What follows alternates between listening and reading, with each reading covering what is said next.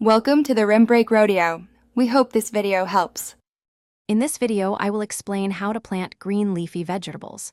First, let's get started by picking the perfect spot in your garden.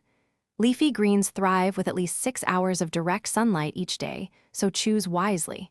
Consider popular varieties such as crisp lettuce, nutritious spinach, or hardy kale, which are excellent choices for beginners. Good drainage is also essential to keep roots healthy and prevent waterlogging. Now, let's prepare your soil for success. Enrich your garden bed by mixing in plenty of organic compost.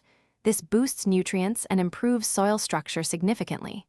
When planting, sow your seeds about 1/4 to 1/2 inch deep, always checking specific package instructions for best results. Give your plants room to breathe by spacing them 4 to 6 inches apart, ensuring good air circulation and growth. Consistent watering is key to lush leafy greens.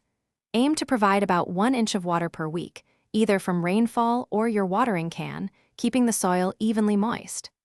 Applying a layer of mulch around your plants helps retain this precious moisture and effectively suppresses pesky weeds.